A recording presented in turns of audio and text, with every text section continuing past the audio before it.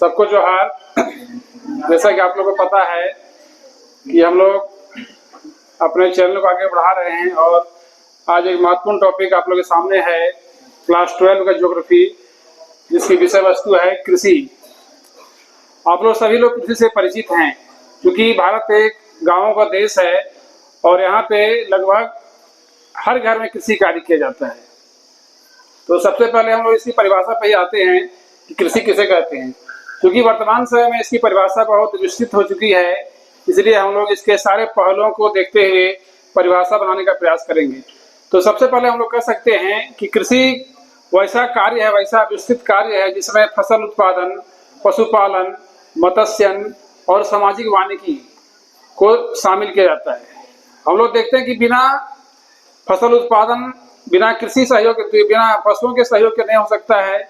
इसलिए मिला जुला के हम लोग कह सकते हैं 4 चीजों पे हम लोग फोकस करेंगे। सबसे पहले क्या है? फसल उत्पादन, दूसरा पशुपालन, तीसरा मत्स्यन और चौथा हम लोग क्या है? सामाजिक वानिकी। इन चारों चीजों को मिला करके हम क्या बोलेंगे? कृषि बोलेंगे। क्योंकि भारत एक बहुत विशाल देश है और इसकी विशालता के कारण क्या है, इसके समस्त कृषि भूमि में एक समानता नहीं पाई जाती। यहाँ की मिट्टी एक समान नहीं है।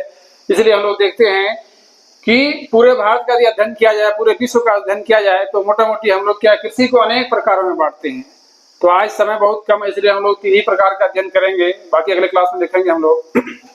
तो देर ना करते हम लोग सबसे पहले आते हैं कृषि का जो सबसे प्रमुख प्रकार है, सबसे जो प्रचलित प्रकार है, उसका नाम है जीवन निर्वाह कृषि। जैसा कि सबको पता है, जीवन निर्वाह कृषि वैसी कृषि है जिसमें क्या है, लोग किसान क्या है, फसल का उत्पादन अपने खुद और अपने परिवार के भरण पोषण के लिए करते हैं, क्योंकि उत्पादन इतना अधिक नहीं है कि वे अपने उत्पादन को बेच सकें। तो कहने का मतलब है कि कृषि का वैसा प्रकार जिसमें किसान अपने और अपने परिवार के भरण पोषण के लिए कृषि कार्य करता हो, उसे हम लोग क्या बोलेंगे? जीवन निर्वाह कृषि बोलेंगे। क्योंकि यह कृषि भारत के या दुनिया के वैसे क्षेत्रों में की जाती है जहाँ पर घनी जनसंख्या है। क्योंकि जीवन निर्वाह कृषि का मुख्य फसल क्या है? तो चावल है। और चावल की खेती के लिए हमको क्या अधिक से अधिक क्या है, मैन पावर की आवश्यकता होती है। क्योंकि जितना इसका वर्क है शुरू से लेकर अंतिम तक, उसमें क्या है, अधिक से अधिक क्या है, श्रम, लेबर या मैन पावर की आवश्यकता होती है। इसीलिए हम लोग देखते हैं कि दुनिया के वैसे क्षेत्र या वैसे देश जहाँ पर क्या है, सघन जनसंख्या निवास करती है और लगभग मानसूनी जलवायु है, ग्रीष्म काल में वर्षा होती है या फिर ग्रीष्म काल में सिंचाई की व्यवस्था है, वहां पर क्या जीवन निर्वाह कृषि देखा जाता है। अब क्या है, ये संपूर्ण कृषि पारंपरिक तरीके से होती है। इसमें हल बैल का इस्तेमाल होता है, पुराने बीजों का इस्तेमाल होता है, पुराने खाद गोबर का इस्तेमाल होता है और अधिक से अधिक मानवीय श्रम का इस्तेमाल होता है।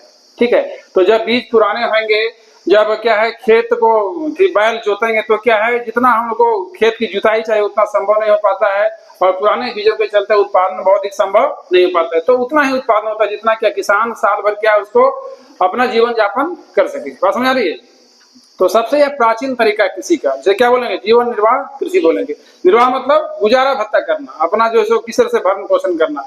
लेकिन वर्तमान समय में क्या है, बदलते परिदृश्य के कारण क्या है, इसमें भी परिवर्तन देखा जा रहा है। क्योंकि भारत में हरित क्रांति हो चुकी है और हरित क्रांति के कारण क्या है, यहाँ पर उत्तम बीज, उत्तम खाद, सिंचाई की व्यवस्था, मशीन की व्यवस्था, सारी चीज की व्यवस्था हो चुकी है। इसीलिए क्या है, अब जीवन निर्वाह कृषि क्या है, लगभग इसका विलोपन हो गया है, बहुत कम दिखाई पड़ता है। क्योंकि इसका रूप क्या है, बदल रहा है। जैसे हम लोग बोलते हैं ना कि जितना भी दुनिया के वैसे देश जहाँ पर क्या तापमान बढ़ने से उनके उस क्षेत्र के जलवायु के तापमान में वृद्धि हो रही है। पहले शीतकालीन तापमान हुआ करता था, अब क्या है, ग्रीष्मकालीन तापमान है। तो उसी प्रकार से क्या है, मतलब हरित क्रांति के विकास के कारण क्या है, जीवन निर्वाह कृषि का रूप अब क्या है, चेंज हो गया है। मतलब अब 50-50 कर सकते हैं हम लोग कि बिल्कुल जो रिमोट एरिया है, बिल्कुल जो गाँव का क्षेत्र है, वहां पर क्या है, जीवन निर्वाह कृषि का रूप देखा जा रहा है। लेकिन जो थोड़ा सा डेवलप इलाका है, जहाँ पर क्या है, लोगों के पास पूंजी हो गई है, लोगों के पास क्या है, ठीक कहते हैं उसको, अर्न का साधन, इनकम का साधन बढ़ गया, वहां पर जीवन निर्वाह कृषि अब क्या है, व्यापारिक कृषि के रूप में बदल रहा है।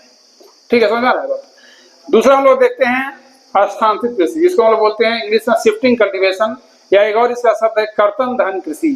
अर्थात कृषि का वैसा प्रकार जिसे आदिवासी लोग जंगलों में जो है क्या है, करने के लिए मजबूर होते हैं। क्योंकि जंगल में क्या है, उपजाऊ मिट्टी नहीं है, लाल मिट्टी पाई जाती है और यहाँ जो रहने वाले जनजाति लोग हैं वो लोग क्या है, जंगलों को, झाड़ियों को जला करके उसमें क्या है, मिट्टी के लकड़ी के औजारों से उसे क्या है, कुरेद कर क्या है, मोटे अनाज की खेती करते हैं।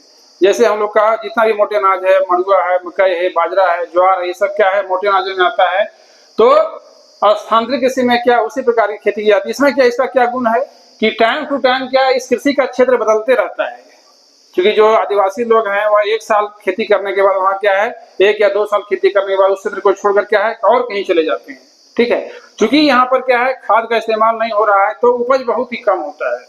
और क्या है उनको साथ साथ क्या है जंगली जानवर भी साथ रखना या शिकार करना है, तो क्या है उन क्षेत्रों के जितने भी पशु हैं, जितने भी शिकारी पशु, उनका क्या है वो सबका सफाया कर देते हैं और फिर उस क्षेत्र को छोड़ के क्या है अन्यत्र शिफ्ट हो जाते हैं। और फिर वहां जाके क्या उसी क्रिया को फिर से शुरू करेंगे, वहां जंगल काटेंगे, झाड़ी को जलाएंगे और क्या करेंगे फिर से खेती करेंगे। फिर 1-2 साल खेती करने के बाद क्या है उसको छोड़ के फिर क्या फिर और कहीं चले जाएंगे।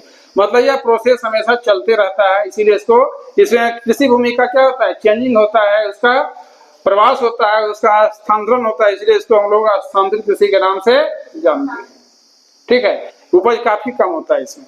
और तीसरी जो कृषि हम लोग की है उसको बोलते हैं हम लोग मिश्रित कृषि। इस कृषि में क्या है इसमें दोनों चीज हम लोग का साथ साथ है। इसमें जब हम लोग क्या है फसल उत्पादन करेंगे और फसलों के उत्पादन के साथ साथ जब पशु को पालेंगे तो उसे हम लोग बोलते हैं मिश्रित कृषि, मिक्स्ड फार्मिंग कहते हैं। यहाँ बहुत लोग कंफ्यूज कर जाता है कि मिश्रित कृषि में क्या है तो 2-3 फसल मिला देंगे उसको बोलते हैं मिश्रित। ऐसा नहीं है, मिश्रित कृषि में पशु भी एक साथ पालेंगे हम लोग और कृषि कार्य भी एक साथ करेंगे, दोनों साथ साथ चलेगा। यदि दोनों में से कोई भी एक छूट जाता है उसे हम लोग मिश्रित कृषि के नाम से नहीं जानेंगे। ठीक है, तो क्या बोले इसमें कि फसल भी उत्पादन होगा और पशु का भी पालन होगा, वैसे कृषि को हम लोग बोलेंगे मिश्रित कृषि, मिक्स्ड फार्मिंग कहते हैं। ठीक है, चलो कट करो।